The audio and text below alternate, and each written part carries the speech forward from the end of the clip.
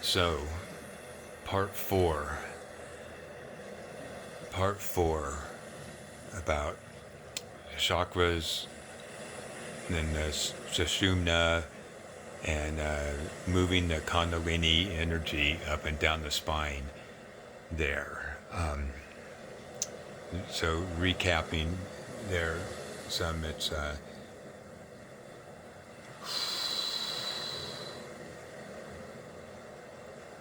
total waste of your time. It's a total waste of your time there because it involves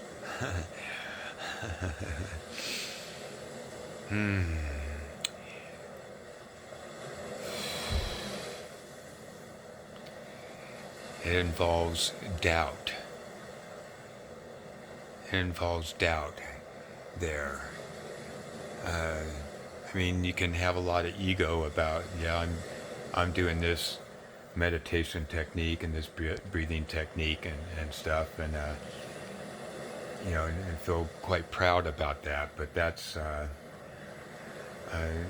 pride is a undesirable taste in the mouth there, and is totally worthless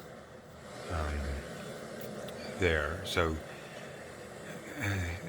practicing these different meditation techniques there and involves belief, which is riddled with doubt there, and so there's a fear about whether you're doing it correctly or not there, and oh my gosh, I really want to achieve liberation in this lifetime there, but I hope I'm doing this correctly there. I'm having some really indescribable spiritual experiences and stuff, and yet I'm still hoping and hoping that to find liberation in this lifetime, or hopefully within the next 3 to 5 or dozen or so lifetimes here there. So doubt and fear there, and hours and hours and days and weeks and months and years of practice here, hoping desperately for liberation there, and to be one with this supreme being that considers you a sinner. They're basically evil, that's going to just continue to rack up, more and more karma there. So again, this supreme being here, which has been designed by government and religion here, so you can keep bowing at their feet, keep coming back and giving them more and more money there, is not a compassionate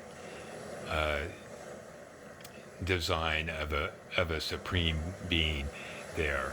It is not the design of an unconditionally loving being there.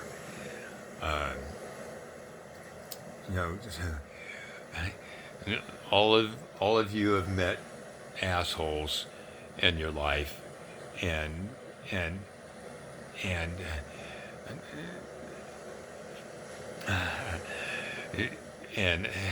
have and don't want to hang around with them. Don't want to hang around with them there. So same thing there. I mean, this is very simple here. The God that everybody is bowing to, whether they're one form of Christianity or another there, or whatever spiritual path there, this God is not an unconditionally loving, compassionate being there, and does not exist. This God that has been fabricated there does not exist there. There is only us, endless numbers of individual infinite beings of bliss consciousness. There is only us, individual infinite beings of bliss consciousness there, who are constantly, spontaneously expressing and expanding bliss consciousness here. Part of that is the creation of more and more universes and more worlds and more individual infinite beings of bliss consciousness. And more universes, more and more worlds, and more individual infinite beings of bliss consciousness. So this planet that we're currently on is a planet that is full of unrealized beings of bliss consciousness. This planet here is full of unrealized beings of bliss consciousness and is held in bliss consciousness by endless numbers of us realized beings of bliss consciousness here. You're here to freely explore more about who you are and what is going on. You're here to freely explore more about who you are as an individual infinite being of bliss consciousness there. So in some other words there, you're here to find out more about who you are and what's going on there, either consciously or consciously. This is the pursuit of everyone on this planet. This is the pursuit of every unrealized individual infinite being of bliss consciousness, is to find out who they are and what's going on there. Either that, or on a less conscious level, they're consciously or unconsciously doing one's best to create and maintain permanent, complete contentment. Everybody efforting consciously or unconsciously, every unrealized infinite individual being of bliss consciousness trying to create and sustain permanent, complete contentment. Permanent, complete contentment. And you have complete freedom to explore any way, in any direction that you want there. And you are an unrealized individual infinite being of bliss consciousness, which is, as I've shared before, is like an infant. You're an infant individual infinite being of bliss consciousness, and everybody has seen babies, whether you've had a child or not. Everybody has seen babies, and and seeing them uh, learning how to walk, seeing them learning how to walk there. And everybody realizes through their own personal experience and from watching other babies that while in the process of learning how to walk, falling over is involved. Falling over is involved with learning how to walk there.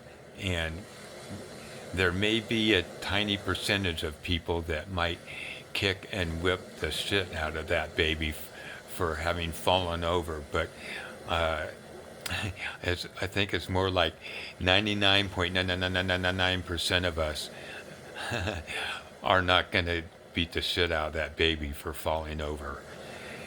So, as an infant, individual, infinite being of bliss consciousness, there is no sin. There is no sin and there is no karma. There, you're simply freely exploring more about who you are and what's going on there. And so this simple method of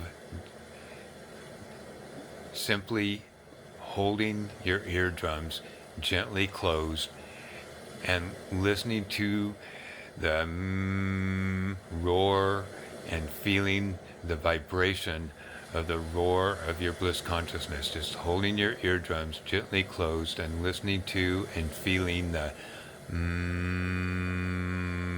constant, permanent roar of your bliss consciousness. Nobody else's there. There's nobody else inside you there. You are, this is immediate, direct experience with yourself as an individual, infinite being of bliss consciousness.